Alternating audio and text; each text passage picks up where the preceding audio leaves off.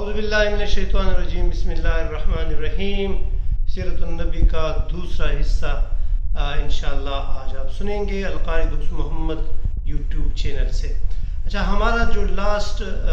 حصہ تھا اس میں ہم نے اصحاب الفیل کا واقعہ آپ لوگوں کو سنایا تھا، یعنی وہ ہاتھیوں والا قصہ جس میں ابرہہ نے خانہ کعبہ پر حملہ کیا تھا، اور وہ حضور صلی اللہ علیہ وآلہ وسلم کے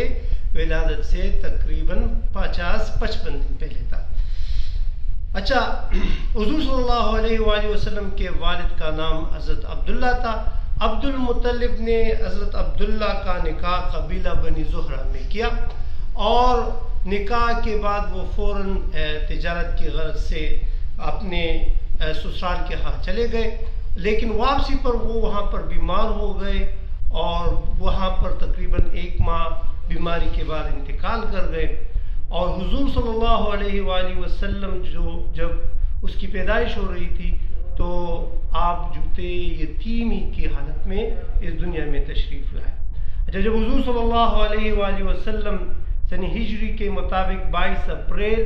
571 عیسوی کو پیر کے دن 12 ربیع الاول کو پیدا ہوئے۔ حضور صلی اللہ علیہ وآلہ وسلم کے ولادت کے بارے میں بی بی آمنہ رضی اللہ تعالیٰ عنہ فرماتی ہے کہ جب حضور صلی اللہ علیہ وآلہ وسلم کی ولادت کی جو رات تھی وہ ایسے تھی کہ جو آسمان کے جتنے تارے تھے وہ ایسے لگ رہے تھے کہ جھکے ہوئے ہیں مکان کی طرف، اور ایک نور کا سما تھا۔ اور آمنہ بی بی کہتی ہے کہ میں نے اپنی آنکھوں سے کسرا کے محلات اس ستاروں سے روشن ہوتے دیکھے۔ مورخین لکھتے ہیں کہ جو تاریخ بیان کی گئی ہے اس میں یعنی زیادہ تر علماء جو ہیں وہ ان کا اتفاق ہے۔ بچوں، آپ لوگ یہ یاد رکھیں کہ جب حضور صلی اللہ علیہ وآلہ وسلم کی ولادت ہوئی تو اس ٹائم وہ یتیم تھے۔ اچھا، یتیمی میں سب سے پہلے بی بی آمنہ نے حضور صلی اللہ علیہ وآلہ وسلم کو دودھ پلایا 2-3 دن تک، اور پھر جو ابو لہب کی کنیزہ تھی صوبیہ، اس نے حضور صلی اللہ علیہ وآلہ وسلم کو 1 دن دودھ پلایا۔ اچھا، عرب میں یہ رواج تھا، رواج کے مطابق بنی سعد کی عورتیں جو تھی یا اور قبائل کی عورتیں جو تھی وہ مکہ میں آتی اور یہاں پر جو بچے ہوتے وہ اس کو اپنے ساتھ لے جاتے اور اس کو 2 سال تک دودھ پلاتی، 2-2.5 سال تک اس کو دودھ پلاتی۔ اچھا، حضور صلی اللہ علیہ وسلم چونکہ یتیم تھے تو اس سال جو عورتیں آئی تھی تو اس نے قریش مکہ یعنی کہ جو لوگ تھے وہاں پر جتنے بچے تھے وہ اٹھائے، لیکن حضور صلی اللہ علیہ وآلہ وسلم چونکہ یتیم تھے تو بی بی حلیمہ اس کی جو سواری تھی وہ تھوڑی کمزور تھی، وہ دیر سے بھی پہنچی تھی، تو بی بی حلیمہ کی نصیب میں حضور صلی اللہ علیہ وآلہ وسلم وہ آئے۔ اچھا، جب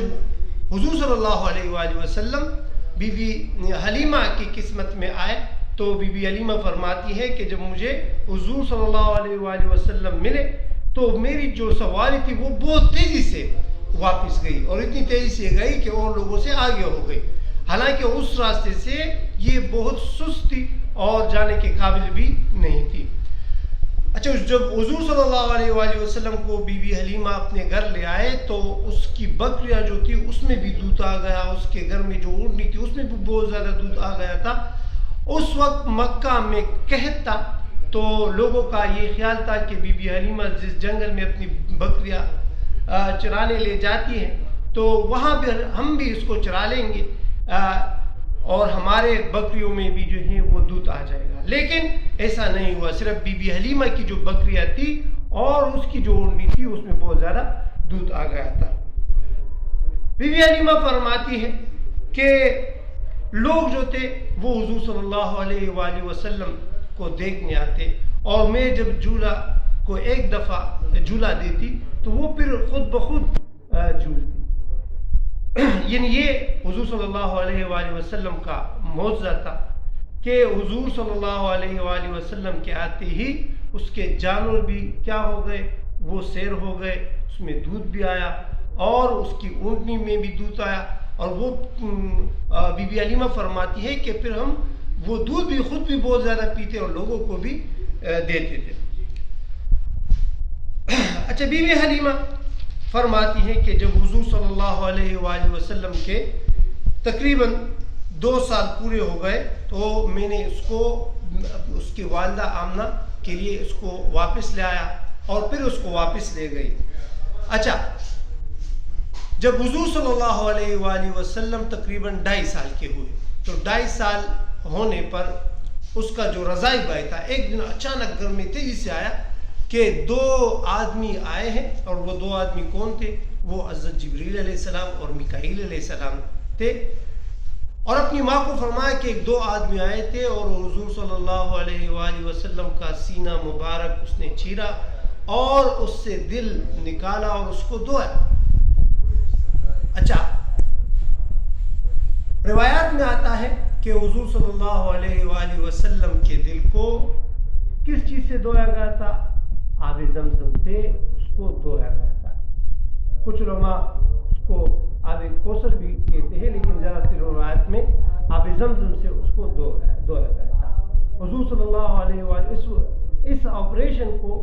شق صدر کہتے ہیں، اور حضور صلی اللہ علیہ وآلہ وسلم کا شق صدر 4 مرتبہ ہوا تھا. ایک اس وقت جب حضور صلی اللہ علیہ وآلہ وسلم 2.5 سال کا تھا، ایک جب حضور صلی اللہ علیہ وآلہ وسلم 10 سال کے ہوئے تھے تب اس کا شق صدر ہوا تھا، اور حضور صلی اللہ علیہ وآلہ وسلم کو جب نبوت ملی تھی تب بھی اس کے یعنی دل کا آپریشن ہوا تھا، یعنی شق صدر ہوا تھا. اور جب وہ معراج کے موقع پر جا رہے تھے تو اس وقت بھی حضور صلی اللہ علیہ وآلہ وسلم کا شق صدر ہوا تھا. زیادہ تر صحابہ سے بھی یہ روایت ہے، صحابہ سے یہ روایت آئی ہے کہ ہم نے خود حضور صلی اللہ علیہ وآلہ وسلم کے سینے مبارک پر وہ شق صدر کا زخم کا نشان وہ دیکھا تھا اور اس کے سینے پر یہ نشان موجود تھا. تو شق صدر کے بعد انشاءاللہ واقعے کو آگے بڑھائیں گے، لیکن حضور صلی اللہ علیہ وآلہ وسلم کی والدہ ماجدہ جب حضور صلی اللہ علیہ وسلم کی عمر 6 برس ہوئی تو اس کی وفات ہوئی، اور پھر اس کا ذمہ عبد المطلب اس کے دادا نے لیا، لیکن وہ بھی تقریباً 2 برس تک زندہ رہے. 8 سال کی عمر میں وہ بھی وفات پائے. اس کے بعد اس کے جو چچا تھے ابو طالب جو تاجر تھے، اس نے اس کا ذمہ لیا اور حضور صلی اللہ علیہ وآلہ وسلم کی پرورش کی. اس کے بعد کیا واقعات ہوتے ہیں انشاءاللہ اس کو آپ لوگ اگلے ویڈیو میں انشاءاللہ سنیں گے. ہمارے سیرت نبی کا یہ آج دوسرا حصہ تھا. تیسرے حصے کے لیے انشاءاللہ ہمارے چینل کو آپ لوگ سبسکرائب کریں اور اس کو دیکھتے رہیں. انشاءاللہ آپ کو یہ واقعہ